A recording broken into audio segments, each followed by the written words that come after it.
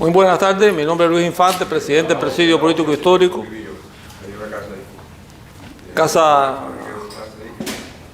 Casa del Preso.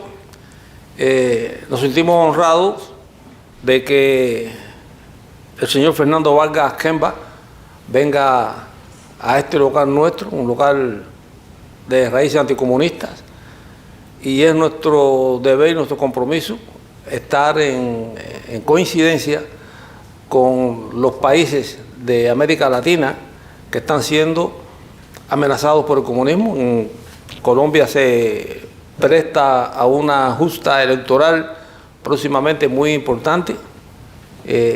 Consideramos y creemos que el pueblo colombiano tenga la claridad de elegir al gobernante indicado. Recientemente aquí también hubo una conferencia de prensa por colombianos también que vinieron para tratar de estimular a los votantes, a los colombianos aquí en la Florida. Así que le deseamos éxito a los colombianos y al señor Fernando Vargas Kemba, que con este libro pues ayuda a distribuir y a dar conocimiento de lo que es esta FARC, Fuerzas Armadas Revolucionarias Cubanas, y lo que puede esperar el pueblo colombiano si es que Petro, el guerrillero, el terrorista, el narcotraficante, pudiera llegar a asumir la libertad de esos países. Así que quedan ustedes aquí y le doy la entrada entonces a Daniel Pedreira, que es el que va a dirigir la...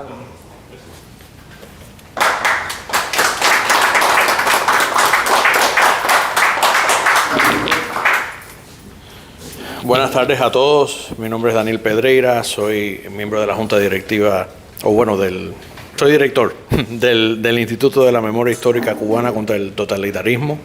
Me alegra que pudieron estar aquí para esta presentación de un libro muy interesante, Memoria Histórica de la FARC, obra del autor aquí presente Fernando Vargas Kemba y Elkin Gallegos.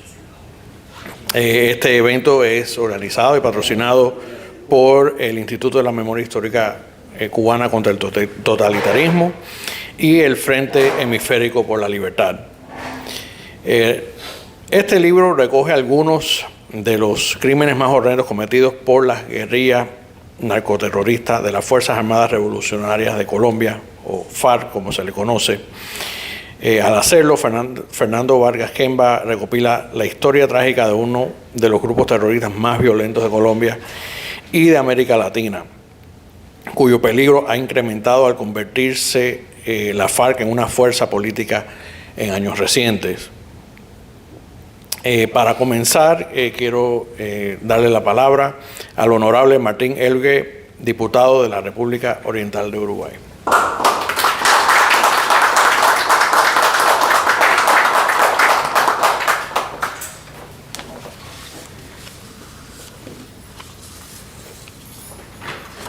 Buenas tardes para todos. Es un enorme orgullo y placer poder acompañarlos a ustedes hoy acá, en esta jornada peculiar donde junto a Fernando Vargas hacemos no la presentación, porque ya es la segunda edición mejorada de la primera de su libro Memoria Histórica de la FARC. Antes de dejar un mensaje que quería compartir con ustedes, excusar a Orlando Gutiérrez, quien estaba previsto que hoy estuviera acá, en este lugar. Consiguieron un calvo medio parecido y bueno, yo calcé justito para venir a acompañarlos. Orlando tuvo un programa de televisión que atender en función de unas actividades que del Frente Hemisférico por la Libertad estamos generando esta semana acá en Miami. Y bueno, lamentablemente no pudo acompañarnos físicamente, pero bueno, sabes el afecto que te tiene particular y personal, y lamentando no poder acompañarte, sí mandó un saludo y la excusa por haber tenido que faltar. Bueno, yendo al grano sobre lo que nos une, que es el libro Memoria Histórica de la FARC. Aquí Fernando, que como buen historiador, abogado, profesor universitario, defensor de los derechos humanos, y esa causa también nos une, anticomunista, persona muy crítica, profesor también de la Academia Militar en Colombia, habla del verdadero origen del comunismo y de las guerrillas en Colombia. Fernando es una persona además que sufrió en carne propia lo que es el comunismo y la crueldad que ha regado por toda América y por todo el mundo. Su abuelo, que llegó a tener 20 cabezas de ganado, ¿puede ser? Por Colombia. 20.000, perdón, cabezas de ganado. Que ha sido generador, sí, pequeña diferencia, generador de empleo, fue asesinado por la guerrilla comunista. Es decir que, ¿quién mejor que él, que ha padecido, como tantos otros, lo que es el comunismo, nos pueda narrar un libro de esta índole con documentación que nos prueba y nos relata las atrocidades y cómo el comunismo ha usado a la política para poder llevar adelante sus ideas? Y es necesario entonces que quienes han sido terroristas sean identificados como tales. Y Fernando acá ha tenido mucho valor para poner todos los puntos sobre las íes, como decimos en Uruguay, en este documento. En el libro queda de manifiesto que las FARC no provienen de un movimiento campesino ni agrario, como otrora nos quisieron vender, sino que del marxismo y leninismo que promulga el uso político de la violencia. Para esto utilizaron la combinación de todas las formas de lucha.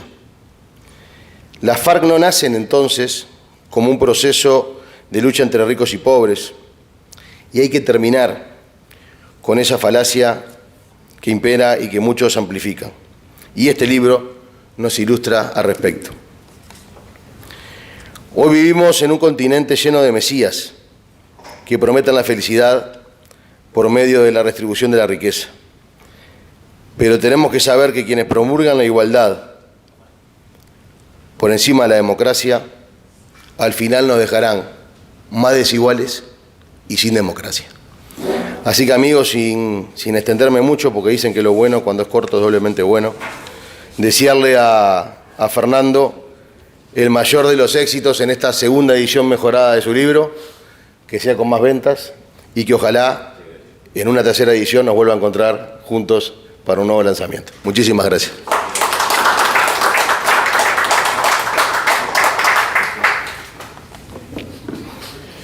Muchas gracias. Pero tiene que ser bueno. Era la condición. Y ahora tenemos aquí a Pedro Corso, escritor, investigador histórico y presidente del Instituto de la Memoria Histórica Cubana contra el Totalitarismo. Gracias. Muchas gracias y buenas tardes. Para muchos de nosotros venir a este lugar y presentar un libro, lo hemos hecho ya con relativa frecuencia, pero siempre es una primera experiencia. Yo conocí a Fernando en Bogotá, en el Congreso de Colombia, en el Senado, donde impartimos, invitado por la congresista María Fernanda Cabal, impartimos una conferencia, algunos de nosotros, sobre la situación política cubana en mi caso y hemisférica en otros casos y colombiana en particular. Ahí lo conocí, me dio su libro y le dije, ojalá algún día lo podamos presentar en Miami. Yo le había hablado unos minutos antes de esta casa, de este santuario, y me dijo, pero yo lo quisiera presentar en la casa del preso. Eso no se me olvida. Y cuando Orlando Gutiérrez, el promotor de este encuentro, me llamó y me dijo, Fernando viene, y me dijo que quería presentar el libro en la casa del preso. Me sentí realmente muy satisfecho, porque esta casa, al igual que esta avenida, simbolizan el dolor y la angustia de los cubanos con decoro y con vergüenza. Porque aquí están nuestros reductos, más importantes de la lucha contra el totalitarismo. Este evento, auspiciado por el Frente Hemisférico por la Libertad y por el Instituto de la Memoria Histórica Cubana contra el Totalitarismo, se viste de gala realmente a tener a Fernando Vargas Kemba. ¿Por qué? Porque Fernando Vargas Kemba, en un país donde hay un verdadero y cierto peligro para la vida de aquellos que se oponen a los narcoterroristas y a los narcotraficantes, corre un riesgo. Fernando allí lleva una vanguardia de lucha, de reclamo de derechos. Fernando tiene que estar en un vehículo blindado. Le han hecho atentados. Sin embargo, cuando estuvimos, y Dani debe acordarse, en el Congreso colombiano, en el Senado, Fernando presentó allí, no sé si las mismas grabaciones que nos trae hoy o algunas parecidas, muchos de los atentados en los que ha incurrido la guerrilla narcoterrorista colombiana. Los presentó allí en público, no sé si con temor o sin temor, pero tuvo el coraje, el valor para presentarlos sin arredrarse y después para hablar ampliamente criticando y rechazando la conducta de los narcoterroristas. Este libro tiene, para nosotros los cubanos, en un pedacito mínimo, una connotación muy particular. Y aquí está José Luis Fernández, está José Antonio Albertini, está Richard Heredia. Estoy hablando de cubanos viejos. Me perdonan si omito a los cubanos jóvenes. Richard Heredia, sí, tú estás entre los jóvenes y tú también. Yo no. Y el Puchi, José González Silva, que fueron nuestros jefes en el clandestinaje, todos ellos oyeron y conocieron a la Legión del Caribe. La mayor parte de nosotros creíamos que la Legión del Caribe era un invento de cubanos con proyección internacional que quería derrocar la dictadura de Anastasio Somoza en Nicaragua y principalmente la de Rafael Leonidas Trujillo en Santo Domingo. No. La Legión del Caribe fue parte de ese complot internacional que se ha gestado en toda América Latina para combatir contra la libertad, los derechos y la dignidad del hombre. Esa fue la Legión del Caribe. Y aquí está.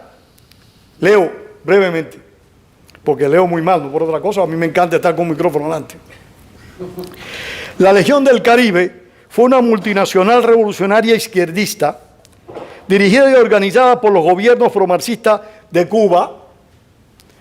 Yo no creo, y aquí con todo respeto hago la corrección, que el gobierno de Grau San Martín como el de Carlos Prío Socarrá fuera promarxista. Aunque todos los cubanos, o la inmensa mayoría, para que José Luis no me saque un sable, tenían una inclinación socialista. Porque los partidos políticos cubanos más poderosos tenían una tendencia indiscutible a la izquierda y los auténticos la tenían en esa época. Eso es indiscutible, pero no creo que fueran promarxistas ni nada parecido. Por los gobiernos promarxistas de Cuba, Guatemala, que sí en ese momento lo era, Venezuela y Costa Rica, a finales de la década de los años 40. Aunque la organización será analizada en el siguiente libro, porque este es un libro que vamos a hablar el próximo lunes en la reunión que tendremos en el directorio del instituto, un libro muy interesante, donde se describen las organizaciones y los complots que se gestaron en América Latina para vivir lo que estamos viviendo hoy, porque estamos corriendo un grave riesgo para la libertad. Eso es indiscutible. Colombia, como bien dijo Infante y lo dijo el diputado, está en un serio riesgo de que el inefable Gustavo Petro llegue al poder junto con una señora que no sabe ni dónde está parada, pero bueno, puede ser que llegue a presidenta. Sabemos lo que pasó en Perú, lo que está ocurriendo en Argentina, el peligro que está corriendo Chile. Sabemos profundamente la angustia venezolana, la nicaragüense y de la cubana ni hablar. Bolivia es otra realidad triste en el hemisferio. En fin, estamos enfrentando un proceso de refundación nacional en todo el hemisferio. Y todo eso no es nuevo, todo esto parte de las décadas del 30, del 40 y del 20 del siglo pasado, en la cual los cubanos cumplieron un papel importante. Esta famosa Legión del Caribe, nosotros lo recordaremos, que organizó varias incursiones para derrocar al régimen de Rafael Leónidas Trujillo, que no era ninguna Madre Teresa de Calcuta, era otro asesino en serie que merecía ser derrocado. Lo que pasa que estas personas no estaban respondiendo a derrocar a un régimen de fuerza para que llegara a la democracia, sino para instaurar sus propósitos y sus fines, como ocurrió en Cuba. Dice el libro, en 1942, el Soviet Supremo de Moscú ordenó la formación de núcleos de jóvenes intelectuales y artistas en todo el hemisferio occidental, manteniendo esos elementos separados de los partidos comunistas para que pudieran ser utilizados para llevar adelante una nueva estrategia. En la isla cubana, inmediatamente se comenzó a trabajar en el reclutamiento de nuevos aventureros comunistas, pero que trabajaron siempre distantes de los del Partido Comunista de Cuba. Eso es una realidad que nosotros conocemos y vivimos. La revolución triunfante del 1 del año 59 llevó a todas esas personalidades al poder, que la mayor parte de nosotros decíamos que no eran comunistas, que creíamos que decían que no eran comunistas.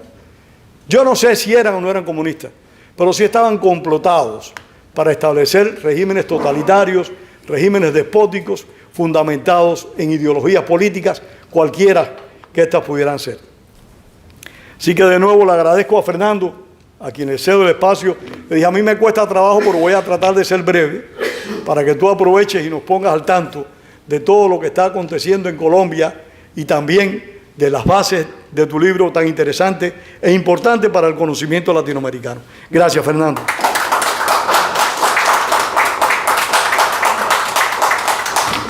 Bueno, y ahora con el orador de la noche, para presentar su libro, Fernando Vargas Kemba, presidente del Comité Nacional de Víctimas de la Guerrilla, autor de varios libros, abogado y un destacado defensor de la democracia y los derechos humanos. Adelante.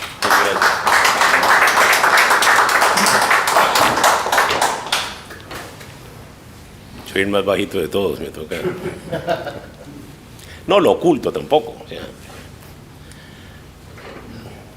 no digo lo que iba a decir ahora, doctor Pedro, porque en la historia le hemos escrito los bajitos. ¿Los? Los bajitos. Yo sé que... Bueno, yo sé que tú eres un Putin, esa gente bajita. No digo más nombres. Hoy empezamos a hablar, Luis. La historia la hemos escrito los bajitos, Napoleón Bonaparte, Adolfo Hitler, José Stalin, Vladimir Putin y José Antonio Bertín. Así me dijo hoy cuando estábamos tomando.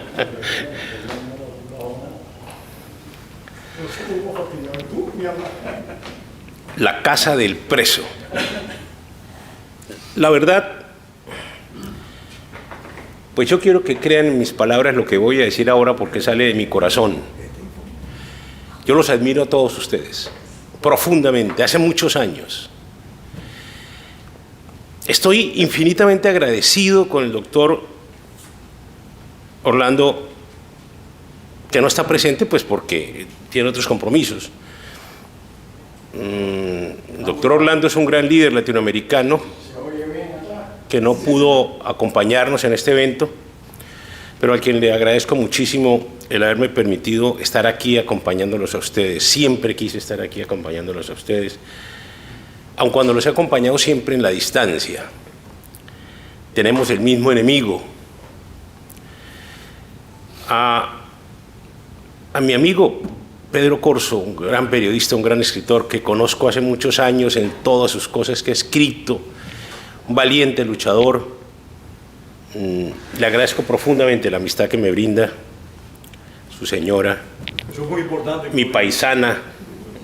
Eso es muy importante.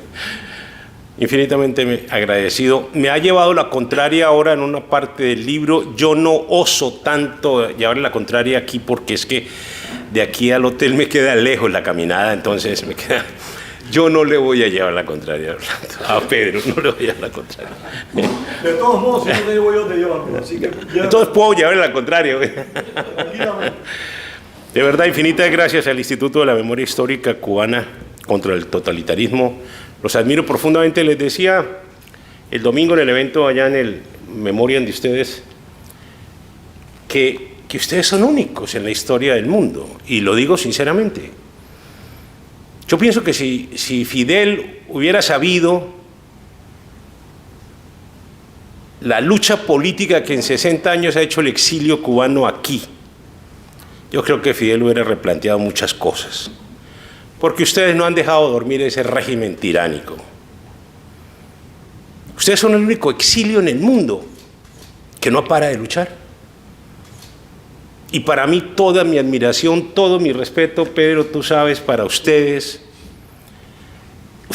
qué gran ejemplo que son para el mundo, para la libertad, para los que se dicen luchadores por la libertad. Ustedes no han tenido descanso. Perdieron su patria, que Dios quiera que pronto la recuperen, pero ustedes se vinieron a luchar aquí, a seguir luchando por la libertad de su querida Cuba. Cada uno en su frente, ¿no? En su trinchera. El Instituto de Memoria luchando, el Frente Hemisférico por la Libertad con el doctor Orlando Gutiérrez luchando en toda América Latina, buscando cómo unirnos en América Latina. Tenemos el diputado uruguayo que es un ejemplo para la actividad política de resistencia latinoamericana. Gracias a ustedes, cubanos en el exilio, por luchar por la libertad de Cuba, que es una lucha por la libertad de América. Eso que quede claro. Solo liberando a Cuba de esa tiranía comunista puede tener América un futuro en paz. Dios los bendiga, les ayude a seguir luchando por esta libertad esquiva que han tenido en su tierra natal, en su querida Cuba, y que todos los países de América Latina hoy estamos viendo cómo peligramos en caer igual que cayó Cuba en las garras del comunismo. Pero ustedes son nuestro ejemplo. Esperemos que ya los viejos hemos admirado su lucha, esperemos que las nuevas generaciones continúen con su lucha y que esto sea una lucha como ustedes la llevan permanente, como el enemigo no la ha hecho. Una guerra permanente, hay que hacerle también una guerra permanente en defensa de la libertad. Dicho esto, que no estoy aspirando a ningún cargo público, entonces ya corto hasta ahí. Y vamos a la presentación.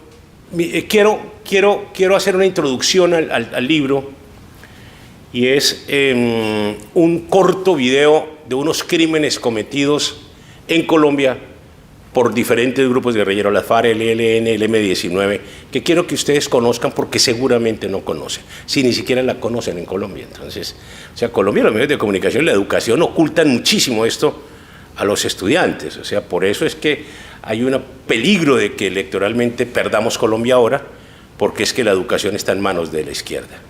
Y si la educación está en manos de la izquierda, pues los alumnos salen pensando y los papás no tienen el criterio para contradecir a un hijo porque dicen que ellos han estudiado, ¿no? Los hijos estudian, no como nosotros que no estudiamos. El video, por favor. Aquí estuvieron, Karina ya no estuvo aquí, pues. La Karina estuvo aquí. No sé, yo no vi ese día, yo no vi, porque me da como de rachera por la cara. Es el dolor que siente una víctima de lo cometido por el Frente Quinto de las FARC la madrugada del domingo 23 de enero de 1994. 194, sí, paró. El video sigue, se queda sin audio. Se queda sin audio, ¿por qué? Si luego los degollaban. Detienen. Ninguno está en prisión. Bueno, pongámosla de ahí. Pues, listo.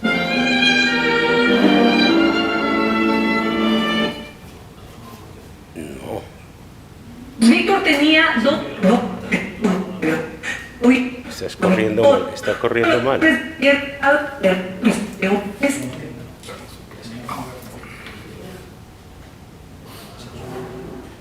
Colgaron como hamacas a la gente y se mecían sobre ellos y luego todos los días mataban de 8 a 10 personas y eso duró 4 meses. Fue de los pocos sobrevivientes de lo que el país en ese entonces fueron asesinadas más de 170 personas en las estribaciones de la cordillera central.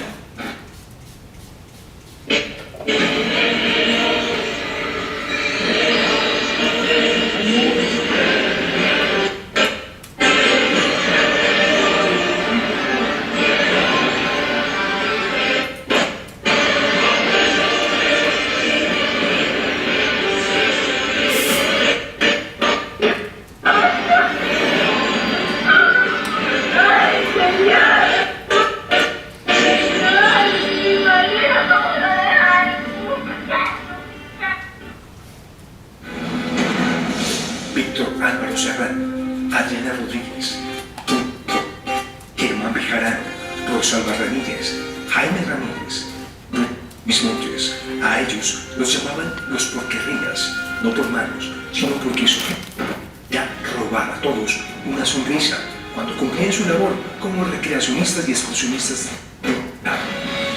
Nada justo con lo que les pasó y la forma como terminaron sus rostros, cuerpos a manos de los verdugos que hace 12 años. Los parajes exóticos de Colombia es otra de las barbaries de las FARC. Me olvidaba. Y cada nueva muerte le echa tierrita a las otras. Y en el caso de los excursionistas de confianza, a ellos sí que no les mueren. Para nada. Para nada, para nada. Esas no sí que les han echado tierra. Crímenes. Uno de ellos fue el secuestro del dirigente conservador Álvaro Gómez Hurtado, quien fue comando guerrillero. El hecho ocurrió en Bogotá un domingo en la mañana cuando Gómez Hurtado caminó a su casa. En dicha acción delincuencial fue asesinado un escolta llamado Juan de Dios Hidalgo. El líder conservador duró 53 días privado de su libertad. Olvidar el caso del secuestro del líder sindical José Raquel Mercado, quien era el presidente de la Confederación de Trabajadores de Colombia. Este dirigente obrero, luego de ser retenido contra su voluntad, torturado con violencia por varias semanas y posteriormente fue asesinado de manera arbitraria, supuesta fachada de un juicio popular. Miembros del M-19 tiraron el cadáver de Raquel dentro de una bolsa de basura, en una calle cerca al Parque El Salitre. Sin embargo, 19 no solo cometía secuestros, sino que adicionalmente realizó sangrientas emboscadas como la acaecida, municipio de Yumbo, en el departamento del Valle del Cauca. En dicha toma que sucedió de la noche, más de 150 guerrilleros sembraron el terror durante 3 largas horas de intensos. Como resultado de dicha operación, 17 personas perdieron la vida y más de 40 fueron heridas. Los asaltantes incendiaron la alcaldía, liberaron a 60 presos, entre los que habían guerrilleros y delincuentes comunes, e intentaron sin éxito tomar el cuartel general de la policía. Asimismo, cabe recordar el ataque guerrillero al municipio de Génova, en el departamento del Quindío. Desde muy temprano, más de 100 guerrilleros pertenecientes al bloque Mariscal Sucre del M-10 iniciaron los enfrentamientos contra la policía.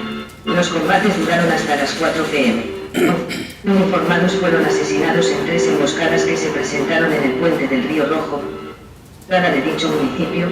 Asimismo murieron 3 civiles, entre los que se encontraba menor de edad. Debido al tiroteo, 50 personas quedaron heridas. Otro caso emblemático fue la toma del Palacio de Justicia. Respecto a ese hecho, cabe resaltar que, cuando los entraron inicialmente a la edificación, Lo primero que hicieron fue disparar a sangre fría a dos incautos vigilantes, uno de ellos Gerardo Díaz Arbeláez y el otro Eulogio Blanco. Asimismo mataron con tiros a quemarropa al subteniente de la policía José Fonseca Villada, quien está. Más tarde se produciría el intercambio de disparos que dejaría un total de 84 muertas, entre soldados, civiles y guerrilleros. No obstante, muchos de los que murieron fueron rematados sin compasión por miembros del M-19, tal y como lo señala el video la hija de un sobreviviente. Él estaba en un baño con mucha gente y empezaron a matar gente en ese baño. Él recuerda cómo le dispararon a Gustavo Gaona. Estaba acostado y en ese momento dice que llegó un guerrillero a rematar a medios y se hizo el muerto y el guerrillero le pegó con la Con la información que se ha presentado, se busca recordarle a la opinión pública que el 19 ha tenido un pasado muy oscuro y que aquellos que han pertenecido a dicha guerrilla no deberían verse como baluartes de la moral ni la ética. Papá, míreme por favor, papá. Papá. Papá, por favor, míreme. Papá. Papá, óigame, papá, papacito. Venga, papacito, por favor. Papá. Papá, papá. Papá. Papacito, no me dejes. Papá, papá. ¡Hombre! ¡Papá, papá, papá! ¡Ay, papacito! ¡No me dejes, papá! Papacito, por favor, no me dejes. Pasemos a la exposición. Bueno, este video siempre causa en mí el mismo dolor profundo de ver a un niño llorando al cadáver de su padre, que fue asesinado por las FARC. Ese cadáver está en una camioneta cuando lo han recogido y el niño ve desde el borde de la camioneta el cuerpo de su padre. Esas son cosas que no se... Bueno, si quieres me das ayuda. Vale, gracias. Esas son cosas que no se pueden perdonar. Yo no las perdono personalmente. O sea, el dolor de ese niño no hay cómo recuperarlo. Ustedes pueden ver que todos estos crímenes quedaron impunes con la JEP en Colombia, que es la justicia transicional que inventó Santos en La Habana, en Cuba, con Fidel Castro y con Raúl Castro, con el visto bueno de muchos países de Europa y también del gobierno americano en ese momento, en donde se decretó la impunidad para todos los crímenes de la FARC y algo peor todavía, declararon conexo el delito político, el narcotráfico para la FARC. O sea, en Colombia se puede ser narcotraficante en cualquier escala si usted pertenece a un grupo guerrillero comunista. Ahí usted asegura que no es extraditado ni paga un día de cárcel. Pero si usted narcotrafica para defenderse de ellos, sí es extraditado y paga 100 años de cárcel. Entonces, eso está en Colombia bastante desequilibrado. Pero quiero que entendamos desde un comienzo, esta es una frase del historiador Elkin Gallego que es muy importante, creo que conjuga para todos nosotros. Dice, el mayor problema de las FARC es su historia. Y el mayor problema de Colombia es no conocer la historia de las FARC. Eso pienso que nos sirve a todos los países. De manera que, espérate, yo puedo correr esto un poquito para poder... Okay. Gracias. Todo esto comienza, vean ustedes, todo está escrito, no hay nada nuevo en esta historia. Gracias, doctor. En 1920, la Internacional Comunista, Lenin saca un documento que se llama Las 21 Condiciones de la Internacional Comunista de 1920, ya hace un siglo, y donde determinan que la insurrección armada es la forma superior de la lucha. En ese momento, esto lo vamos a ver cómo varía en 1990. en ese momento el fusil es la mejor forma de insurrección armada para el comunismo internacional. Crea las 21 condiciones, yo extracto 3 aquí que me parecen importantes. Una de ellas dice crear organizaciones clandestinas paralelas a la legal, dice la tercera condición. La sección armada, hablan de una sección armada dentro del Partido Comunista. Combinar el trabajo legal con el ilegal es la cuarta sección, lo que llaman la combinación de las formas de lucha. Y la Internacional Comunista ha declarado la guerra a todo el mundo burgués, que es la 17. Dale, por favor. Lenin, entonces, con el Comintern en 1919, con la Internacional Comunista, las guerrillas latinoamericanas surgen de la doctrina y directrices estas enunciadas desde la Unión Soviética. La guerra de guerrillas es un objetivo leninista, ejecuciones y confiscación de bienes y recursos. Hay algo que es interesante que tengamos en cuenta, y es un error académico y doctrinal que hemos sufrido mucho. O sea, es muy común caer en él, y es pensar que los grupos guerrilleros aspiran a la toma del poder. Lenin lo dice muy claro en su libro Guerra de Guerrillas, que los grupos guerrilleros no están hechos para la toma del poder ni pensados para que se tomen el poder. De por sí, como hablábamos ayer con Pedro, los grupos guerrilleros, dice Lenin, oigan bien, lo dice Lenin, tienen que estar conformados por el lumpen proletario. Oigan la frase. O sea, por lo más bajo e inmoral y asqueroso de la sociedad, tiene que estar allí en los grupos guerrilleros. O sea, gente que sean capaces de matar y comer del muerto. El lumpen proletario, dice Lenin.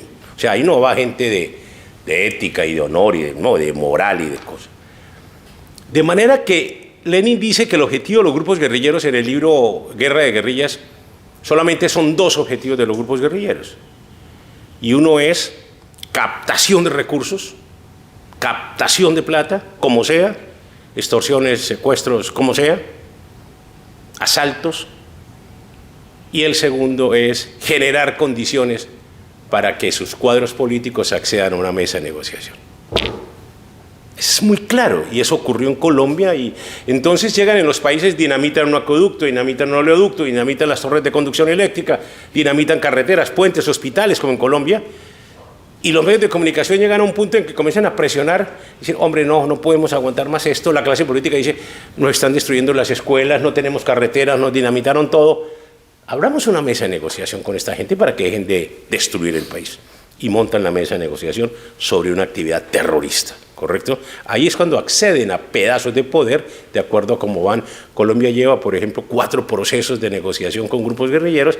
Nos falta un último, que es el que está esperando con el ELN, para girar la tuerca completamente. De manera que ya en cada mesa de negociación ha entregado girones grandes de patria y de libertad y de cosas. Y ya darle un tribunal para que las FARC se juzguen a sí mismos, pues yo, como presidente del Comité Nacional de Víctimas de la Guerrilla, dije, bueno, pero si el Congreso los ha perdonado antes a todos los grupos guerrilleros, que creen un tribunal para que ellos se perdonen, pues créenlo, no hay ningún problema.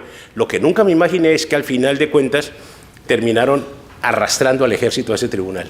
Es el único caso en la historia del mundo en que un ejército va silencioso al tribunal de su enemigo a ser juzgado. Eso está pasando en Colombia. Entonces dicen en Colombia orondos, los de la izquierda, dice, es que vienen muchos observadores del mundo a mirar este experimento espectacular. Dije, ¿cómo no van a venir? Si es que quieren ver la cara de los militares entregados en un tribunal de su enemigo, pidiendo perdón además.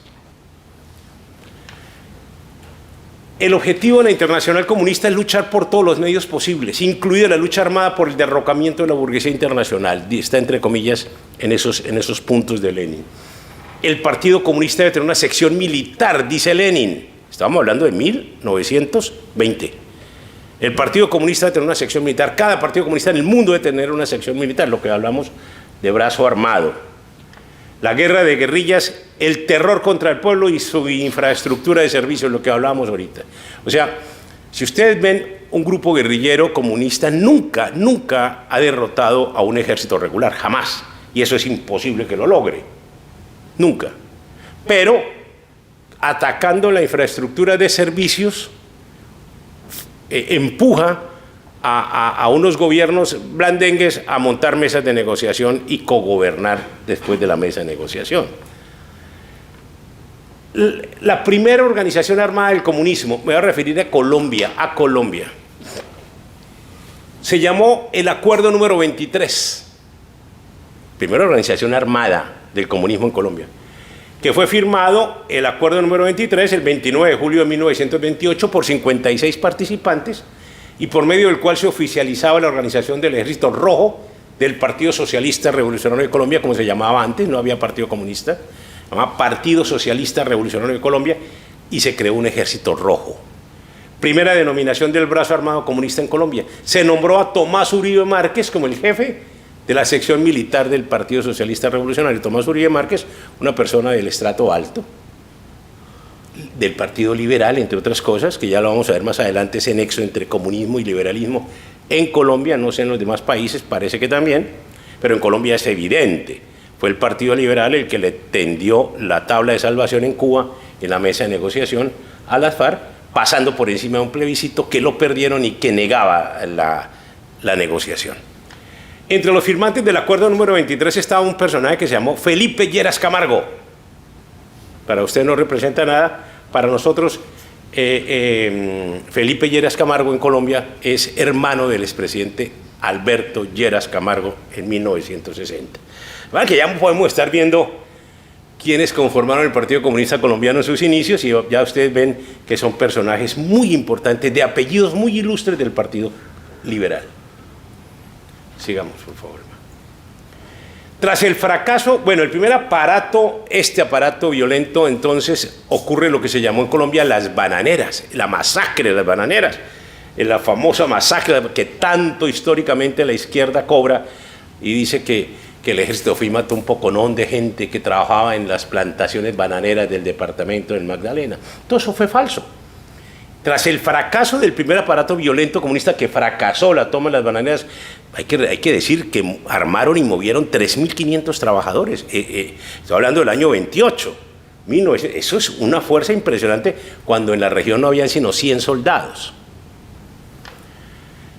Denominado la insurrección comunista de las bananeras o huelga de las bananeras en 1928, liderada por Raúl Maecha, Tomás Uribe Márquez, Ignacio Torres Giraldo, aquí no ven ustedes ningún campesino, y otros extranjeros del Partido Socialista Revolucionario, por orden del Cominter el 17 de julio de 1930, en medio de un pleno ampliado fue purgado el PSR y se creó oficialmente el Partido Comunista de Colombia, sobre el cadáver del PSR que fracasó en el levantamiento armado en las bananeras. El liquidado Partido Socialista Revolucionario Colombiano, por intermedio de su Comité Central, con participación de una delegación de la Internacional Comunista, presidida por el ruso Sovietsky y el norteamericano James Herfield. Oigan bien de qué estamos hablando. Estos fueron los fundadores del Partido Comunista en Colombia, un ruso y un norteamericano. Cambió su nombre por el Partido Comunista de Colombia y se vinculó formalmente al movimiento internacional y adoptó los puntos del Segundo Congreso Mundial de 1920. Su primer secretario fue Guillermo Hernández Rodríguez, quien había llegado poco antes de un abogado, quien había llegado hace poco de Moscú, había estado estudiando en 1927 en la Escuela Internacional Lenin. Su tarea fundamental fue reconstruir el partido. Guillermo Hernández Rodríguez, el que fue primer secretario del Partido Comunista en Colombia, es un caso muy especial. Años después fue escogido por el Partido Liberal para ocupar altos cargos de la magistratura nacional. Fue secretario dirigente del MRL, Movimiento Revolucionario Liberal, de Alfonso López Michelsen, y la ANAPO de Rojas Pinilla, porque de una vez les doy una aclaración importante, y es que el general Rojas Pinilla no era de derecha, sino era de izquierda. Por eso él le da un golpe a un hombre de derecha que era Laureano Gómez. Vean, usted para cómo nos pintan la historia de una manera totalmente distinta, mi querido Pedro. Fue secretario dirigente del MRL y la ANAPO en los años 60 y 70, estaba hablando del secretario del Partido Comunista, y ambos organismos unidos con otros disidentes, entre comillas, del Partido Comunista de Colombia, emanaron movimientos guerrilleros de allí como el ELN y el M19 respectivamente. El mismo Hernández Rodríguez aseguró, dijo, yo cambio de trincheras, no de pensamiento ideológico. O sea, no importa dónde se pare, sigue siendo el mismo comunista. ¿Sigue ahí? No, creo que se saltó una, creo. No, está bien. Ok. Lenin dice que decía que hay que organizar no solo equipos de combate del partido, sino también equipos afectos al partido y otros completamente sin el partido. Lo que hablábamos hace un momento de los bandoleros, que ahora los miraremos. Bandas armadas sin portar la hoz y el martillo, bandoleros de los años 50 y 60 en Colombia, que también los ha habido en otros países. Las guerrillas comunistas no son fenómenos espontáneos, ya lo decía Pedro muy claramente ahora, cuando decía que la guerrilla colombiana, la guerrilla comunista no salió de una lucha de campesinos, o no, eras tú que... Sí, tú, sí, perdona. Que no era una lucha campesina por la tierra, eso no tiene nada que ver en esta guerra comunista. Sencillamente ellos montan los mitos, los anclan en las academias, en los medios de comunicación, y la cosa la repite la gente. La combinación de las formas de lucha, dice Vieira, que fue secretario 50 años del Partido Comunista en Colombia, Gilberto Vieira, es para nosotros el principio leninista aplicado a la realidad colombiana. En una entrevista que le hizo Marta Hanecker, dice: la combinación de las formas de lucha, o sea, hacer política y tener guerrillas disparando y matando gente, es para nosotros, los comunistas, el principio leninista aplicado a la realidad colombiana. En las negociaciones de paz que dicen que se hizo en La Habana con las FARC, en ninguno de los artículos, de las 310 hojas, de los renglones, las FARC se comprometen a no practicar más la combinación de formas de lucha, ni el Partido Comunista tampoco. Armas, instrucciones vienen de la Unión Soviética, de China y luego de 1960 de Cuba. Mediados de 1970 aparece el narcotráfico en Colombia, a mediados de los 70, totalmente concentrado en regiones de las FARC, y por supuesto eso fortaleció su capacidad militar al poder adquirir armas con dinero del narcotráfico por el mercado negro. En 1950 vamos a ver las escuelas de cuadros que inicialmente los comunistas latinoamericanos iban a Rusia, a la Unión Soviética, a las escuelas a prepararse como en la guerra de guerrillas, pero luego ya pasaban a Cuba y luego ya montaron las escuelas de cuadros y traían los profesores cubanos o de la Cortina de Hierro. La escuela del Duda en Cundinamarca, la escuela del Davis en el Tolima, la escuela de Biotá en Cundinamarca.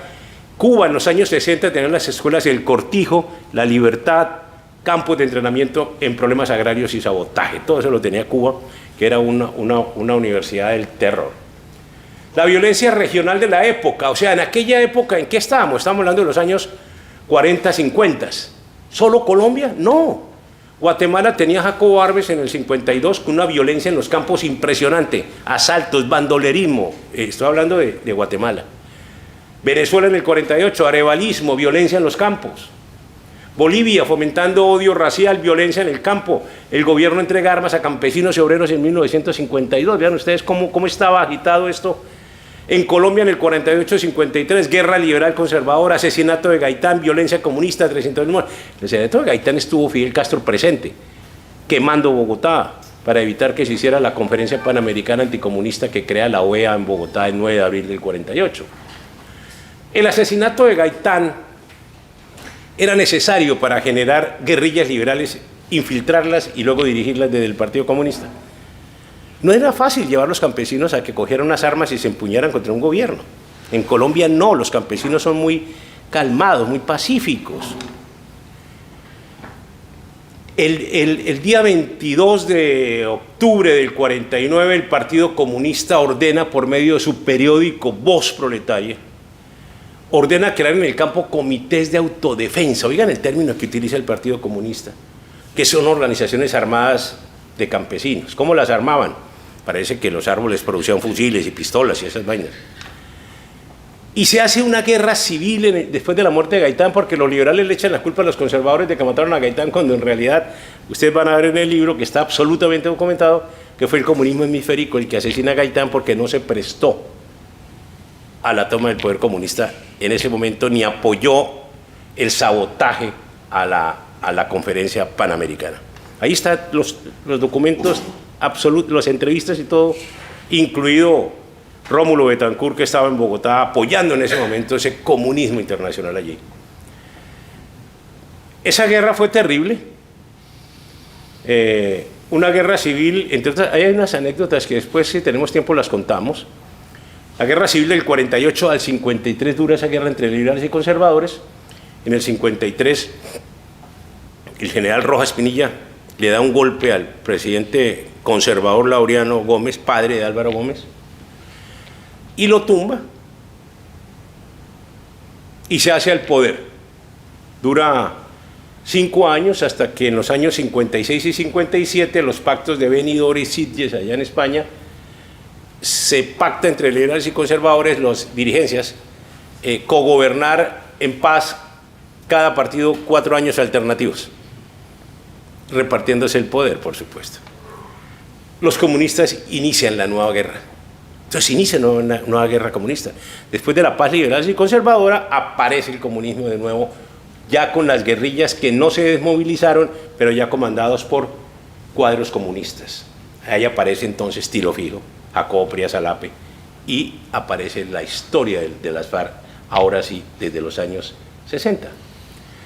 Los comunistas asumen el mando. Luis Carlos Galán, refiriéndose a la violencia a partir de 1953, dice en una entrevista, comillas, en esta etapa el Partido Comunista se convirtió en el principal orientador de la guerrilla.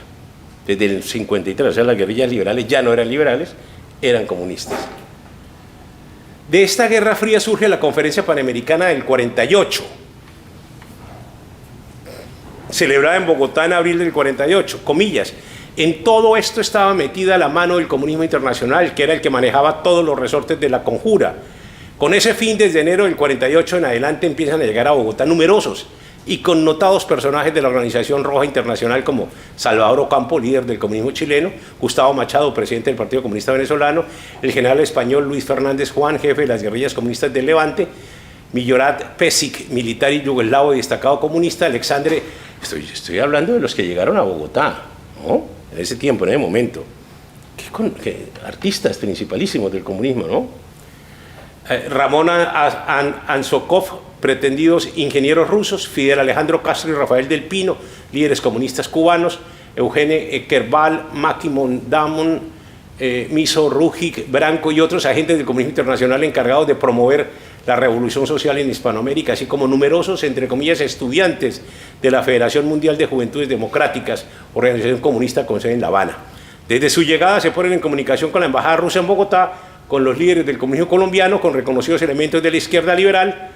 Al aproximarse la reunión de la Conferencia Panamericana se fomenta la animosidad hostil contra ella, se publican carteles y caricaturas injuriosos contra el general Marshall, jefe de la delegación americana, se ataca en la calle al doctor José Domingo Esguerra, canciller de Colombia, circulan hojas volantes contra el gobierno y contra las delegaciones americanas, se hace mitin contra el embajador del Ecuador, señor Homero Piteri. Apenas sale de presentar sus credenciales, en las calles de Bogotá se promueven manifestaciones agresivas que eran despejadas con gases y se agotan todos los recursos para agudizar la agitación en el país entero. Estoy leyendo entrecomillado. A tal extremo llegó ese estado de cosas que el gobierno se vio obligado a exigirle al doctor Gaitán, jefe del Partido Liberal, que desautorizara esa conducta de sus seguidores por ser lesiva para el prestigio de Colombia. Así lo hizo el caudillo Gaitán por los medios de comunicación, pronunciándose contra las protestas del Partido Comunista y el concepto desfavorable de algunas fracciones de sus mismos partidarios. Pero el acendrado fermento revolucionario había llegado a su punto y era preciso que produjera todos los resultados como lo había determinado el comunismo. Si el doctor Gaitán lo desautorizaba a última hora y esa desautorización le restaba al movimiento la gran fuerza popular que él acaudillaba, era indispensable realizar un hecho capaz de contrarrestar aquella actitud y de encender la ida popular en favor de la revolución, y ese hecho no podía ser otro que el asesinato del mismo doctor Gaitán. Esto está escrito en la página 173 del libro La batalla contra el comunismo en Colombia del historiador José María Nieto Rojas, del año 1956. Sigamos. A partir de 1951 ya vamos llegando a lo moderno. Charro Negro, alias Charro Negro y alias Tiro Fijo penetraron e invadieron con su guerrilla comunista la región de Río Chiquito, al oriente del departamento del Cauca, hoy lleno de coca, de donde sale la vicepresidenta de fórmula vicepresidencial de Petro. en los límites con el Huila, región de asentamiento indígena, en su mayoría paeses, que vieron cómo se les violaba su cultura para consolidar y dominar la zona por parte de estas guerrillas comunistas, a los que los indígenas se oponían por ser extraños a sus tradiciones. Para tener una dimensión de la acción criminal ejecutada allí contra los indígenas, comenta Carlos Arango, un historiador de izquierda. Comillas, la gran mayoría se resistían a la penetración de la guerrilla. Pasó mucho tiempo antes de que los indios aceptaran a los guerrilleros de Charro Negro y Marulanda, o sea, Tiro Fijo y del Partido Comunista. La dominación llegó a extremos insospechados a tal grado que los comunistas armados impulsaron, comillas, la realización de una serie de conferencias y asambleas abiertas con todos los pobladores indígenas, en las cuales se dictaminaron tanto las normas que debían regir en la región, como los precios de los artículos que se producían, los mecanismos para el nombramiento de sus dirigentes y la forma de mantenimiento del orden interno, con lo que se concluye que la imposición fue violenta y sanguinaria contra la cultura de ese pueblo indígena en ese tiempo, en ese momento. Sigamos.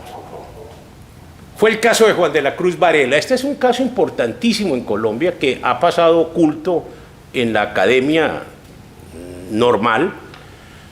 En 1959, durante varias sesiones de la Asamblea de Cundinamarca, el diputado liberal por Fusagasugá, un municipio cercano a Bogotá, Isidoro Mayorga, denunció que en el Sumapaz, una región cerca a Bogotá, el marxista Varela fomentaba sus actividades comunistas camuflado en el MRL de López Michelsen y sometía a los pobladores al constante terror utilizando sus numerosas cuadrillas de hombres armados.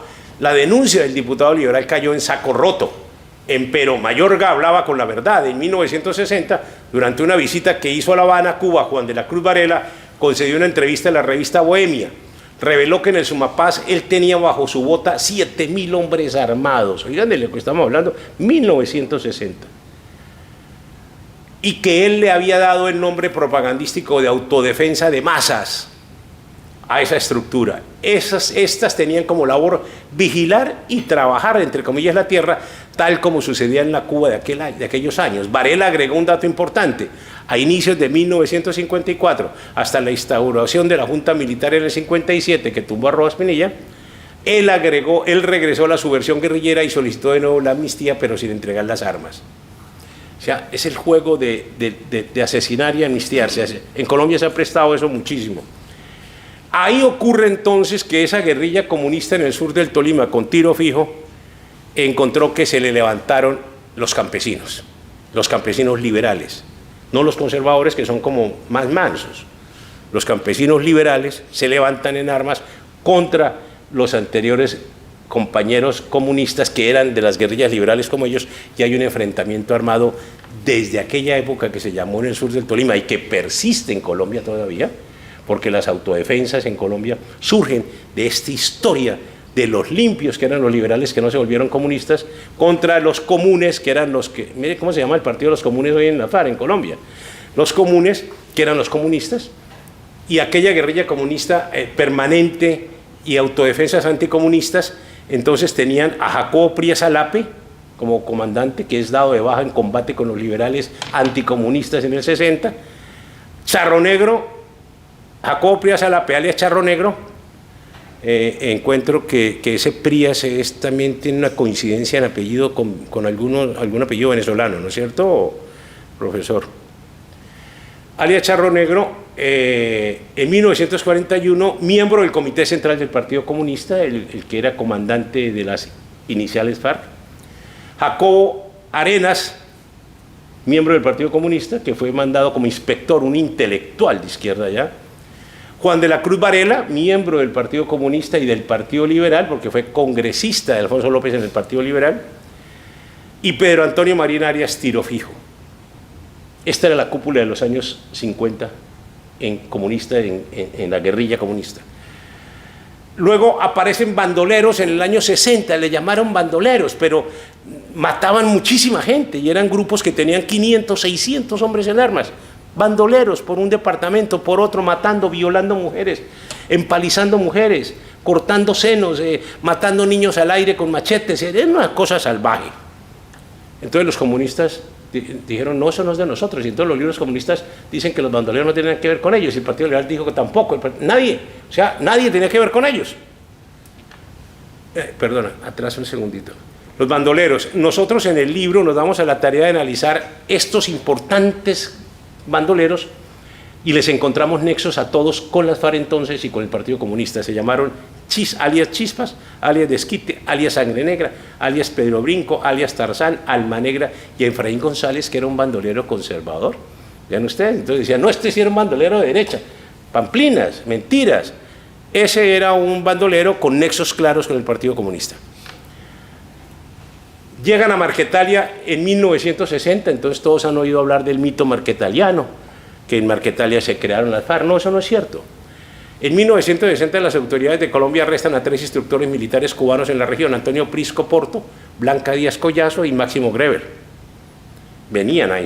Eran instructores ya de la guerrilla en Colombia en 1960 también. Se denominan Bloque Sur en Marquetalia en el año 64, se llamaron Bloque Sur, ahí no se llamaron FARC. Se rebautizan FARC en Sumapaz en 1966 en Cabrera, bajo el auspicio del liberal Juan de la Cruz Varela. Muere Tiro Fijo en el 2008, sigue al mando Alfonso Cano, que muere en el 2011 en una operación militar, sigue Iván Márquez, que es de la JUCO, Juventudes Comunistas del Partido Comunista, y sigue al mando Iván Márquez, que hoy sigue al mando, que es el que participa en los procesos de paz en La Habana. Entonces ustedes ven que hay una continuidad de mandos y del Partido Comunista en la dirección de las FARC desde el inicio hasta hoy. 1949 al 2015, que es el inicio de la parte final de la negociación en Cuba, es la misma organización criminal. Sigamos. Las FARC, miren esto para que no digan que es que yo vengo a inventarle enredos al Partido Comunista Colombiano. Comillas, las FARC tuvieron su origen en 1964, lideradas entonces por el Partido Comunista. La Unión Camilista ELN surge en 1965 en el departamento de Santander como un proceso de radicalización de algunos sectores del movimiento revolucionario liberal MRL que lideró Alfonso López Michelsen, expresidente colombiano, a finales de la década de los 50, planteándose la toma del poder por las armas. El EPL tuvo su origen en el 68, localizado en la región occidental de la costa atlántica, expandiendo luego su acción hacia otras regiones, teniendo particular incidencia en la zona bananera de Urabá. Cierro comillas. ¿Quién dice eso? Nada menos que las ONGs más importantes de izquierda en Colombia, en un documento que se llama, que lo pueden encontrar ustedes en internet, que se llama Campaña de Derechos Humanos Ya, Equipo Operativo, ASFADES, CINEP, CINEP, que es de los curas jesuitas, Comisión Andina de Juristas, Seccional Colombia, Colectivo Abogado José Alvar Restrepo, ILSA, Sembrar, es decir, nunca ha sido negado por ellos que el Partido Comunista siempre estuvo al frente de las FARC, siempre ha estado al frente de las FARC. Continúa Vieira, Gilberto Vieira, el secretario del Partido Comunista. Es que esto no es, esto hoy en día el Partido Comunista, ¿por qué no se sentó en La Habana? ¿Por qué no le puso la cara a Colombia, al mundo, a América Latina, al Partido Comunista? ¿Por qué no pidió perdón por todos los crímenes de su brazo armado? Pues nadie la sentó, nadie sentó al Partido Comunista ahí al pie de las FARC. Eran los que tenían que estar sentados. Gilberto Vieira, secretario durante 50 años del Partido Comunista, dice, comillas, el Partido Comunista siempre participó en el movimiento guerrillero. Está entre comillas, está el texto. Desde sus comienzos en 1949. Hubo guerrillas comunistas, sobre todo en el Tolima, que formaban parte de la organización del partido. Cuando comenzó el movimiento guerrillero en Villarrica en 1954 se dio una decisión del Partido Comunista. No fue una acción espontánea de las masas. Al iniciarse la ofensiva militar contra esa región, el Partido Comunista dio la consigna de la resistencia armada, desplegar la guerra de guerrillas. Ese movimiento fue dirigido por nuestro partido, por medio de cuadros militares y políticos. Cierro comillas. ¿A alguien le queda duda de la responsabilidad del Partido Comunista Colombiano en toda esta violencia en Colombia? Después de las acciones de Villarrica, el movimiento guerrillero emprendió la retirada desde distintas regiones, comillas, por una parte hacia el Sumapaz, por otra hacia el Huila. Estos pueblos originaron posteriormente la formación de efectivos revolucionarios, o sea, de frentes guerrilleros que el enemigo denominó repúblicas independientes, como en Guayavero, El Pato, Río Chiquito, Marquetalia. Quiero precisar entonces que estas acciones guerrilleras eran el fuerte de la política y de la organización del Partido Comunista, cierro comillas. Marta Henecker, en el libro que pueden conseguir en internet, La combinación de todas las formas de lucha, entrevista de Gilberto Vieira, Bogotá, ediciones Sudamericana, 1991. Aquí no estamos inventando nada. En Colombia no reconocen esto. Nadie quiere reconocer esto, ni la academia, ni nadie. Sigamos. El 13 de mayo de 1957 cae el general Rojas Pinilla, dejando en el país 39 frentes guerrilleros que extrañamente permanecían en la oscuridad. O sea que Rojas Pinilla cae del gobierno, el gobierno se supone de la derecha pues del general Rojas Pinilla, y dejó, Pedro, 39 frentes guerrilleros activos en el país sin tocarlos. ¿Cómo se explica uno que el nieto de Rojas Pinilla, Samuel Moreno Rojas, haya sido alcalde de Bogotá con el apoyo del Partido Comunista? Es como decir que el nieto de Pinochet puede ser alcalde de Santiago de Chile con el apoyo del Partido Comunista. Eso sí no va a ocurrir nunca. Porque es que una cosa era Pinochet y otra cosa era Rojas Pinilla. El primer presidente del Frente Nacional fue el liberal Alberto Lleras Camargo, hermano del que fundó el Partido Liberal, que lo vimos al comienzo, ¿se acuerdan? Apellido Lleras Camargo. El primer presidente fue Alberto Lleras Camargo, alumno de Sawisky, del ruso que vino a fundar el Partido Comunista en 1930, y cuyo hermano había sido uno de los firmantes del Acuerdo 23 del 1928, y por lo tanto uno de los creadores del primer brazo armado comunista en Colombia. Ahí está el entronque con el Partido Liberal en Colombia. Un punto referente del ambiente que se vive en Colombia bajo el gobierno de Lleras Camargo fue la creación del Instituto Colombiano de Reforma Agraria, INCORA. Ellos siempre van por la estatización de la tierra, siempre. Instrumento entregado al comunismo para que realizara persecución legal contra productores agropecuarios, iniciando la guerra por la tierra con sus guerrillas, y ahora desde el mismo Estado. Hoy un candidato presidencial, Petro, propone lo mismo, propone la estatización de una cantidad de territorios en Colombia para repartirlo a los pobres, dice él. Sigamos, hermano, por favor. Gerardo González, el comunista colombiano que estudió en la Escuela Aurora de Argentina, relata que Carlos Lleras Restrepo, presidente de Colombia liberal en 1964, ya presidente de la República, hizo que jóvenes profesionales de ideas de avanzada, de izquierda, entraran a ser funcionarios del INCORA, Instituto de Reforma Agraria, entre quienes se encontraban militantes del Partido Comunista e independientes. Buena cantidad de estos jóvenes profesionales se trasladó al campo a inducir a los campesinos para que presionaran la adquisición de tierras en todos los departamentos. Que creció la agitación campesina, estimulada por sindicatos industriales, por intelectuales y por sectores políticos, incluido el Partido Comunista. Pero el problema nacional no era agrícola, era de delincuencia comunista. En el campo había paz. Era delincuencia comunista. Numerosos grupos armados ilegales delinquían y asolaban las regiones en Colombia como ahora está pasando.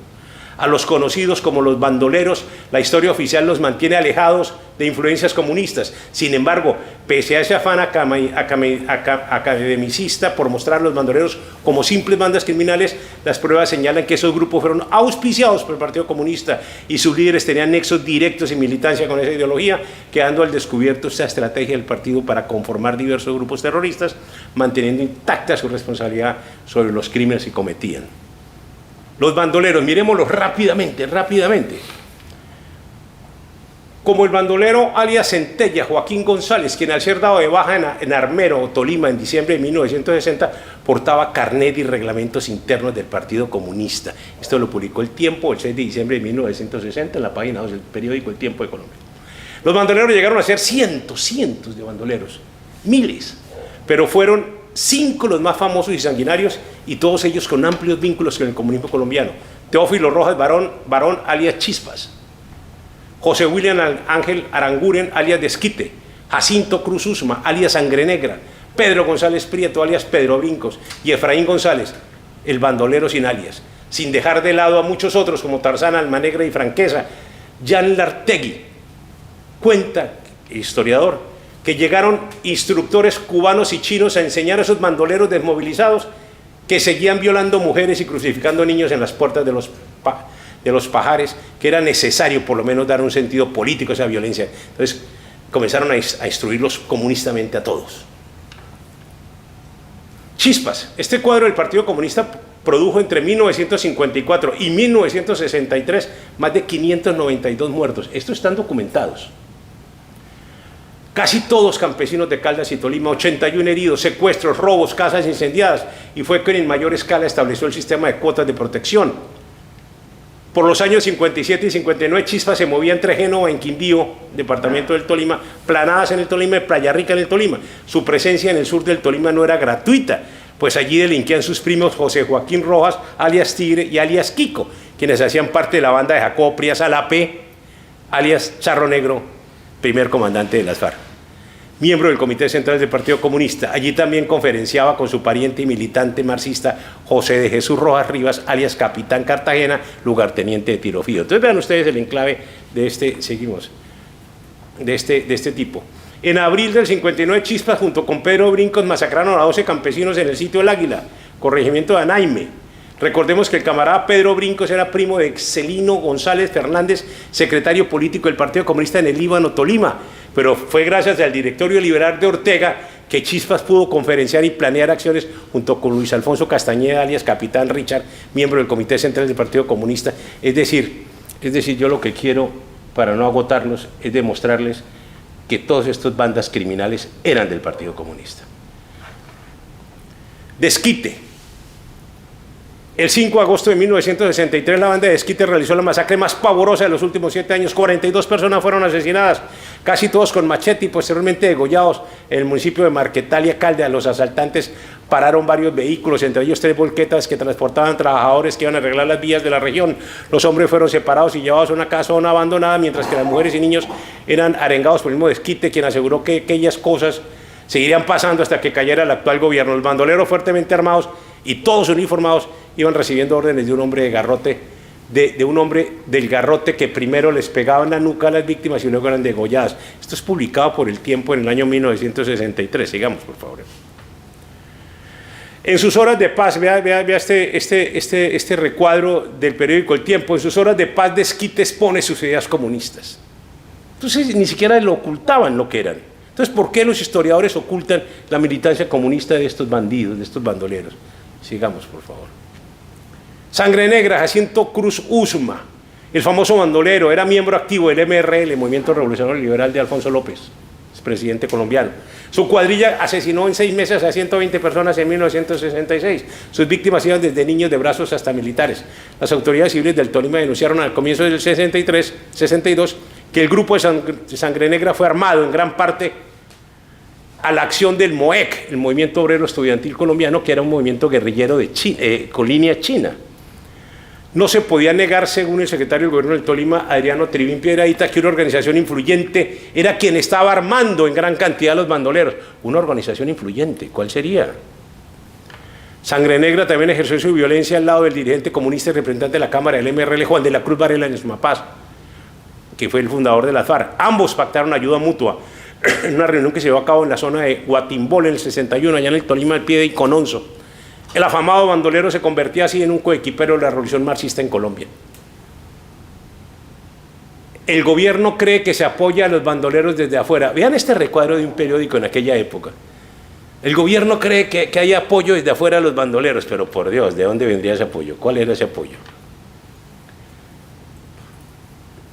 Efraín González, el famoso conservador. Por su parte, era un bandolero respaldado por ciertos sectores del conservatismo colombiano. Increíble, estaban engañados todos. Principalmente aquellos simpatizantes de la Alianza Nacional Popular, ANAPO, el partido que fundó el general Rojas Pinilla. Según información periodística, se conocía que Chispas fue el instructor de Efraín González. Imagínense, Chispas fue el instructor de Efraín González. Una vez resultaron envueltos en una pelea cuerpo a cuerpo y se volvieron enemigos. El general Rojas Pinilla fue un gran beneficiario de las acciones que el bandolero cometió en los límites entre Boyacá y Santander. Hasta tal punto llegó la conexión que el día en que cayó Efraín González en una casa en Bogotá, junio del 65, una operación militar, estaba dispuesto a entregarse, pero únicamente si venía la hija del general María Eugenia Rojas de Moreno, casada con otro miembro conservador y padrino político del general, solo se le entregaba a ella. Un pequeño grupo de desplazados por la violencia comunista en el Tolima, desde la década de 50, huyeron del sitio y subieron a un sitio que se llama La Uribe, arriba de Cabrera, en el páramo del Sumapaz, y crearon un caserío que se llamó Mesetas. Hasta allí llegó Juan de la Cruz Varela y asesinó a esas 21 familias con sus 4 hermanos que estaban ahí, que no les perdonó la vida por no ser comunistas y seguir apartados del comunismo. Los mató a los 4 hermanos. Sigue, por favor. Bueno, esos son atentados terroristas de la época del 50, que no quiero demorarme en ellos. La ANAPO, otra organización izquierdista manejada por el general Rojas Pinilla, a su regreso junto con el MRL hacen aprobar en la Asamblea del Huila una moción de aplauso para los jefes de la banda de tiro fijo. En uno de los discursos de Rojas en su candidatura con la ANAPO a mediados de los 60, aseguró que no alcanzarían los postes de la luz para colgar de ellos a los oligarcas de este país. Ese era Rojas Pinilla. Hacia 1962 en todo el país había 5.000 guerrilleros comunistas. Eso es lo que había en 1962, 5.000 guerrilleros comunistas, que era una cifra grande en el 62, que fueron armados estableciendo 120 guerrillas en diferentes zonas. Y ahí se multiplican, ¿no? Según Eduardo Mackenzie, el embajador francés de la época, describe así la violencia comunista que padecía Colombia en aquel momento. El embajador francés, dice Eduardo Mackenzie, el historiador colombiano que vive en Francia asilado, dice, solo en el 62 los guerrilleros cometerían 2.270 asesinatos en el 62.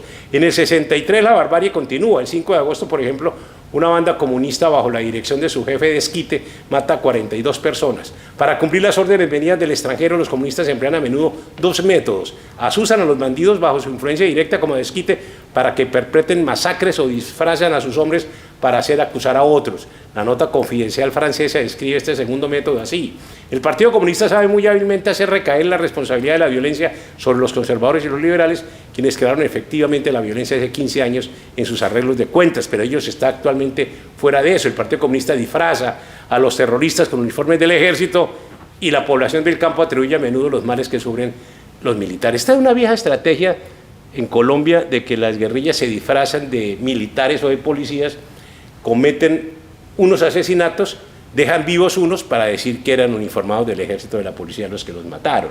Es una vieja estrategia. Juan de la Cruz Varela, este es el creador de las FARC en Colombia. Este fue el que crea las FARC en Colombia, bueno, desde abajo, digamos. Fue un tipo estudiado en la Unión Soviética, en Cuba. Juan de la Cruz Varela y su lugarteniente cometieron cientos de crímenes a partir del 48 y hasta bien entrada la década de los 70. Dentro de la estructura militar de Varela existían verdaderos asesinos en serie. Hechura suya fue alias el Mono Jojoy, Víctor Julio Suárez Rojas, nacido en Cabrera, Cundinamarca, quien desde muy joven fue pistolero a órdenes de Varela. Dale, pásate. El comunismo tenía varios frentes de guerra. Como comprobamos, los bandoleros fueron útiles paramilitares del Partido Comunista. El MOEC actuaba como un comando revolucionario y de esa manera vemos aquí facsímiles de periódicos donde se revela la muerte de los hermanos Varela en el Meta por orden de Juan de la Cruz Varela, que los manda a asesinar con su organización militar.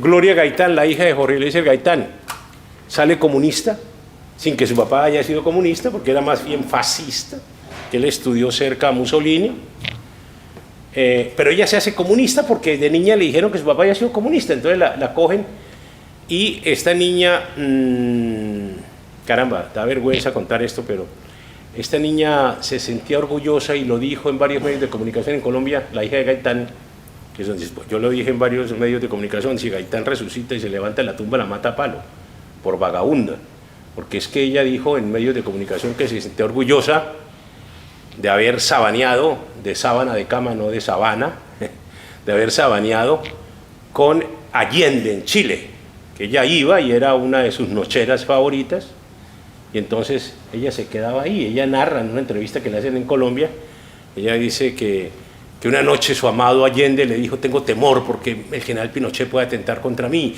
y que ella le dijo: dame tu pistola, yo y lo mato ya a ese hijo por tantas, ¿no? A ver, esta es una introducción, un perfil de Juan de la Cruz Varela, porque la gente lo desconoce, que no voy a introducirme en él, no voy a...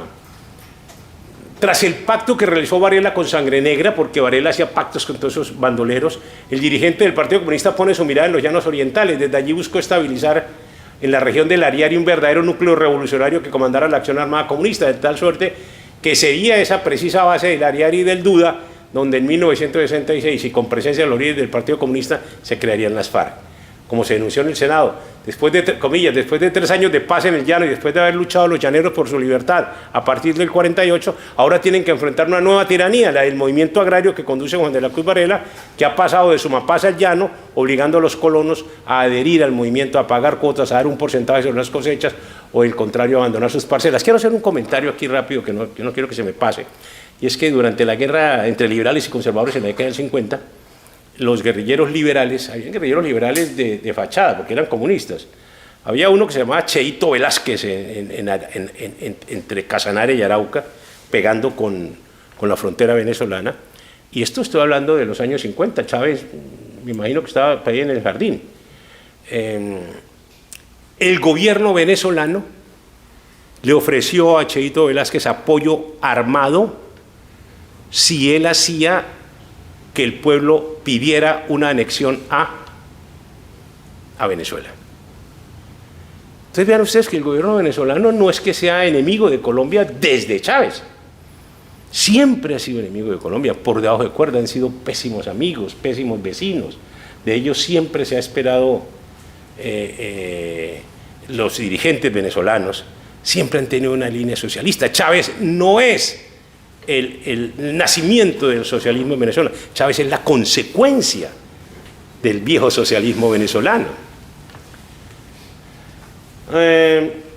Bueno, no es fácil reconstruir los crímenes de Varela. Sin embargo, el historiador Alonso Moncada, en un libro que se llama Un aspecto de la violencia, editado en 1963, se da la labor de recaudar pruebas testimoniales, indicios, documentos, y levanta la cifra de 400 homicidios cometidos por Varela tan solo durante los años 59 al 61, crímenes detallados en ese libro con lugar, testigos, nombre de los muertos, dónde están los cadáveres y todo, ¿correcto? 400 mató Varela en una sola zona, documentados. Conclusión: las guerrillas son grupos armados comunistas con doctrina y estrategia internacional de la Unión Soviética durante la Guerra Fría, o sea, no nacen por una necesidad del pueblo. Es que, entre otras cosas, yo he tenido debates fuertes en universidades, porque hay gente que dice, hombre, es que en Colombia hay hambre. Le dije, bueno, como puede haber en Estados Unidos también, o sea, es que esto no es que la violencia es por la falta de trabajo, es por el hambre. Le dije, no, vámonos despacio. Decir que la violencia y el terrorismo es culpa de los pobres es una miserableza. Los pobres jamás son violentos, no son violentos. Yo conozco, yo nací en el campo, yo sé de lo que les digo, muchos de ustedes también de pronto nacieron en el campo. Un campesino hasta le da vergüenza cuando un hijo sale ladrón y va y le roba una gallina a un vecino, va y le pide perdón y hasta le paga la gallina. Gente decente. Es que uno no necesita tener grandes cosas de lujo para ser decente, la decencia es otra cosa. De manera que decir que los campesinos generaron la violencia en Colombia por tapar el Partido Comunista y sus grupos armados entrenados en la Unión Soviética y en Cuba posteriormente, y luego ya en las propias escuelas de guerra de guerrillas en Colombia.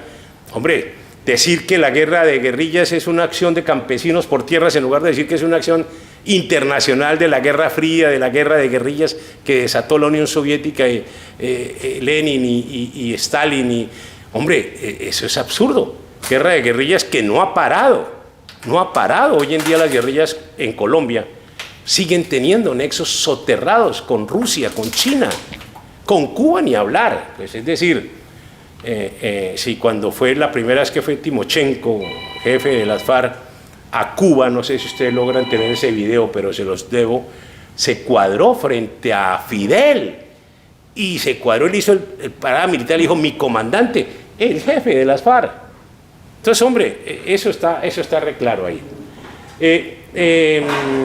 Desde el asesinato de Gaitán se inicia la acción permanente de los aparatos armados del Partido Comunista. Desde el 48 hay una guerrilla permanente en Colombia. De Jacobo Pries Lape, creador de las FARC, a tiro fijo, a Iván Márquez y Timochenko. Es la misma organización y la misma ideología, y comparten responsabilidades históricas ambos grupos. La memoria histórica debe reconocer sus víctimas desde 1948 en Colombia, pero no lo hace. Las FARC no fueron la emanación de ningún movimiento agrario, lo que hemos hablado. Reiteradamente se repite que las guerrillas provienen de unas causas sociales, del reclamo de tierras por parte de los campesinos que se genera un conflicto agrario y que genera una violencia de terratenientes contra los campesinos. Pero la verdad histórica demuestra que mucho antes de que se comenzara a hablar de reforma agraria y del problema campesino, el entonces denominado Partido Socialista Revolucionario, antes del Partido Comunista, ya había creado un brazo armado. Aquel se sostuvo clandestinamente con algunas manifestaciones hasta que en 1948 monta el más grande atentado comunista contra Colombia, el Bogotazo, y desata la guerra revolucionaria en Colombia.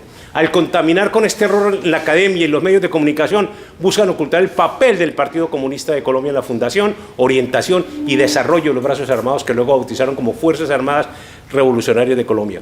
Para regocijo del Partido Comunista, esa amnesia se ha ido instalando poco a poco en la opinión, de suerte que algunos estiman que las FARC son una cosa y el Partido Comunista otra. Hoy en día dicen eso en Colombia. Así que liberan de la responsabilidad histórica con los miles de crímenes cometidos por sus brazos armados al Partido Comunista. Ya Mao decía, ¿no? Sigue, pásale, por favor. Para Lenin, el marxista se coloca en el terreno de la lucha de clases y no en el de la paz social. El marxista está obligado a colocarse en el terreno de la guerra civil.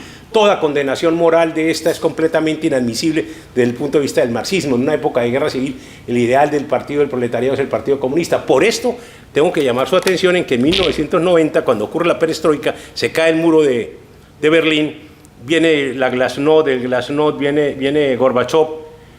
Entonces ocurre algo en la Unión Soviética y es que el comunismo internacional entiende que después de 80 años de destripar los pueblos, de aplastar las libertades, de fusilar a su antojo lo que quisieran en Polonia, en Hungría, en todo lado, en Cuba, en todo, cuando se cae el muro de Berlín, cuando se reconoce la perestroika, cuando se reconoce que fue un error el comunismo en la Unión Soviética, entonces brotan automáticamente de Hungría y de Polonia todo el mundo rezando, brota el cristianismo de nuevo. Entonces los comunistas dicen, no hicimos nada en 80 años matando gente, hombre.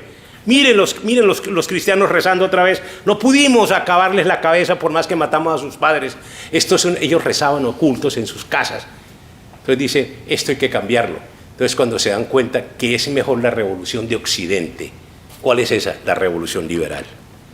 Esa revolución que nos está dañando ahora a todos, esa revolución que va a la cabeza de la juventud, que les daña su moral, su ética, su comportamiento, esa revolución que llaman de género, esa revolución que llaman de las drogas, esa revolución del libertinaje total, esa revolución hoy en día, miren que mientras en Hungría se levantan iglesias hoy y en Polonia se levantan iglesias, en Occidente ya las iglesias están solas, ya la gente no cree en Dios, se perdió la fe en Dios en Occidente, o sea, hizo más daño en 80 años el liberalismo en Occidente que el comunismo en el mundo, vean ustedes, pese a que el comunismo nos hizo daño físico, pero no pudo derrotar la moral de los pueblos ni las tradiciones de los pueblos. De manera que la política de sostener que la lucha armada es indispensable en Colombia ha sido la posición real y original del Partido Comunista.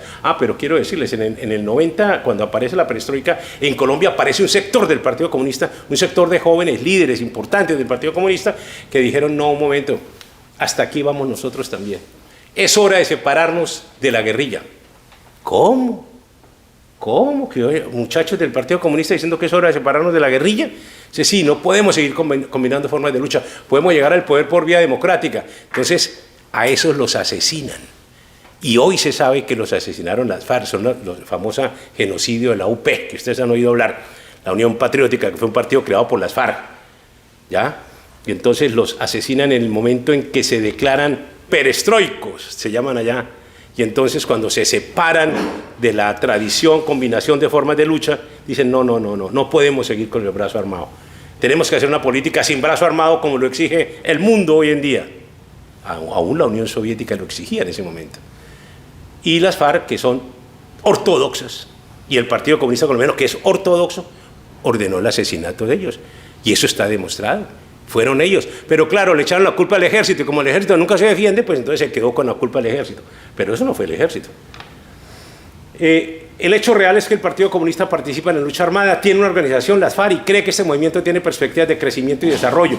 Los comunistas estamos seguros de que esas agrupaciones guerrilleras van a jugar un papel muy grande y va a convertirse en foco de atracción para grandes sectores del pueblo colombiano y en la forma principal de la lucha para nuestro pueblo, lo decía Gilberto Vieira, secretario del Partido Comunista. ¿Que por qué estas cosas no se conocen masivamente? Allende explica así el periodismo, Allende decía que es el periodismo, comillas, La objetividad no debería existir en el periodismo. Pedro, escucha esto de Allende. La objetividad no debería existir en el periodismo, dice Allende, dijo Allende. Porque el deber supremo del periodista de izquierda no es servir a la verdad, sino a la revolución. Cierro comillas. Salvador Allende, discurso en el primer congreso. Discurso en el primer Congreso Nacional de Periodistas de Izquierda. Muy bien, sigue. Muy bien. Pues, no quiero alargarme más en los temas. Sencillamente espero que les haya quedado algo claro de la situación de Colombia. Y ahora sí, a esto súmenle 50 años de negociaciones, congresistas de estos, miembros de estos en el Congreso, partidos corruptos, falta de liderazgo en Colombia. En Colombia no hay una organización como la de ustedes, luchadora, de frente, capaz de enfrentar lo que se mueve allá. Y entonces ahora sí nos entran los nervios. Y entonces es posible que vaya a ganar el candidato guerrillero. Sí, pero es que era posible hace 4 años también. Que hace 4 años tuvo 8 millones de votos. Claro, y Duque tuvo 10. Pero hace 8 años, pues por Duque no nos trasnochábamos muchos. Pero nos decían, hombre, hay que votar por Duque para que no suba este. Y entonces votamos por Duque y hoy estamos otra vez, hay que votar por este para que no suba este. No, pero a ver, pero este siempre es el coco cada 4 años. Y entonces estamos eligiendo, hay un desgaste de la resistencia en Colombia, digamos, porque pues no ha habido una seriedad en cuanto al liderazgo de la resistencia en Colombia. Entonces es posible que en Colombia gane este señor, este guerrillero. De por sí ya fue alcalde de Bogotá, de por sí ha sido senador 20 años. Es decir, él ha sido todo lo que ha querido ser.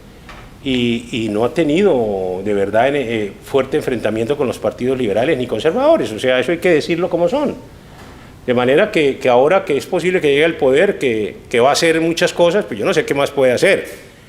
Los impuestos en Colombia hacen invivible la vida en Colombia, eso ya lo hicieron los gobiernos liberales. O sea, subir impuestos es un sueño de la izquierda, para que la gente pierda el amor a la propiedad. Pero eso ya lo hicieron en Colombia, ya tenemos impuestos que están cerca del 80% del ingreso.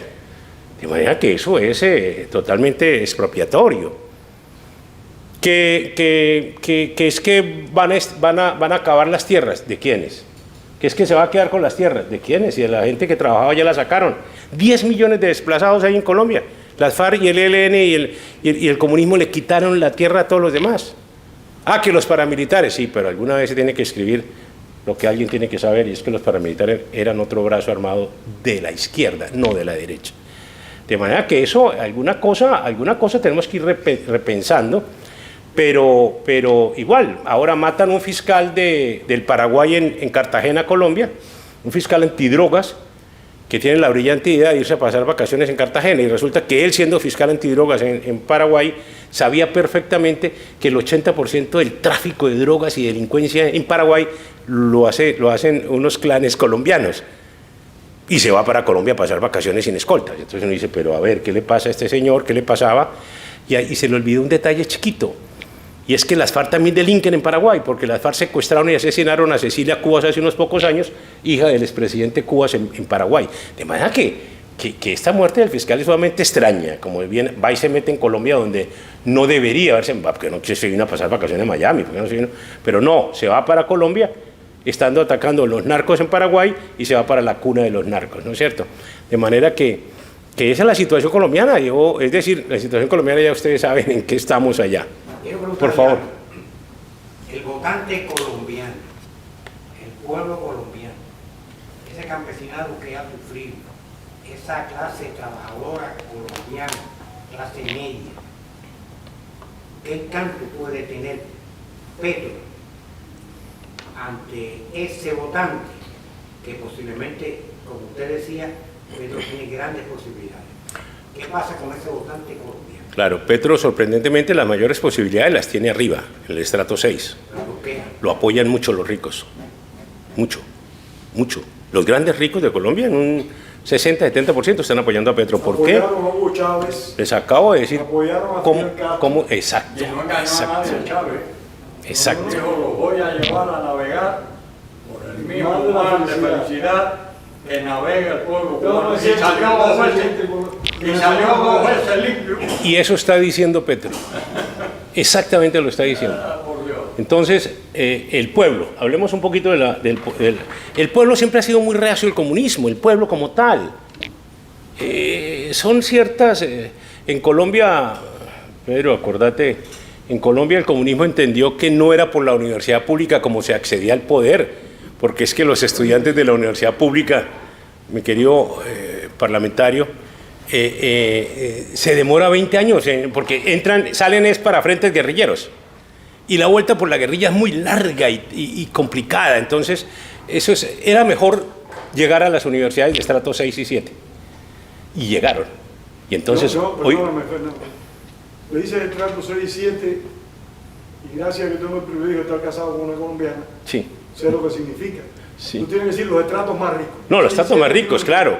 Las universidades más prestigiosas, los Andes, la Javeriana, el Rosario, están llenos de profesores comunistas. Y entonces todos esos muchachos, hijos de grandes empresarios de Colombia, a los papás les importa un carajo preguntarles lo que un papá normal le pregunta al hijo: ¿qué le enseñaron hoy en la escuela, mijo? No, ellos no preguntan eso.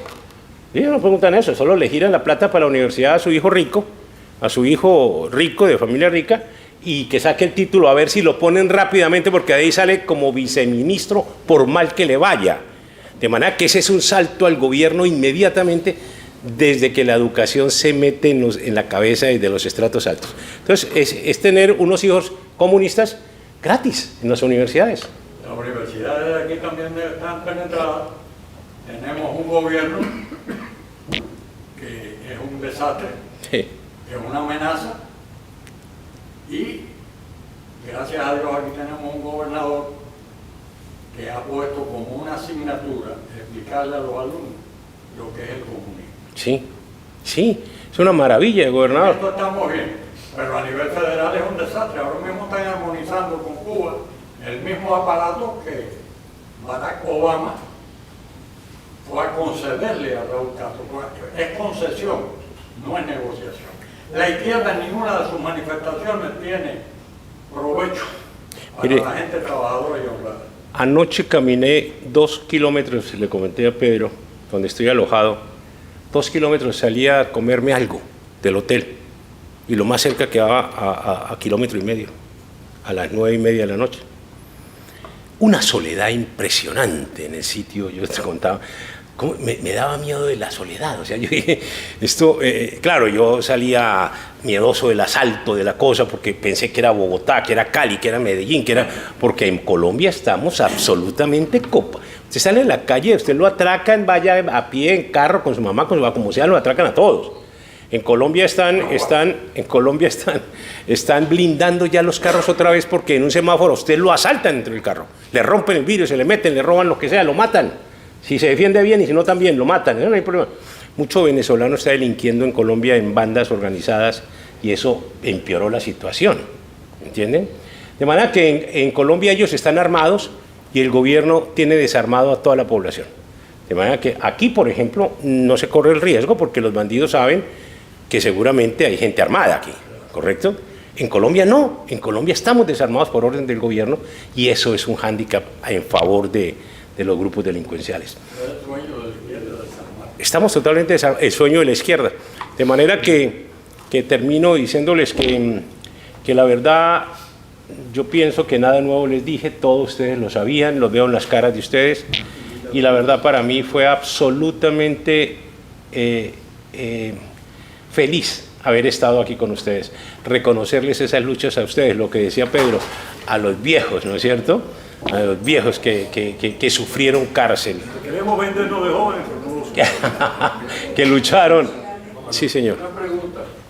Yo en una ocasión estuve en Venezuela y pude tener conversaciones con elementos venezolanos, y aprendí allí cómo odian a los colombianos. Y que el ejército venezolano está preparado para combatir a Colombia. Sí.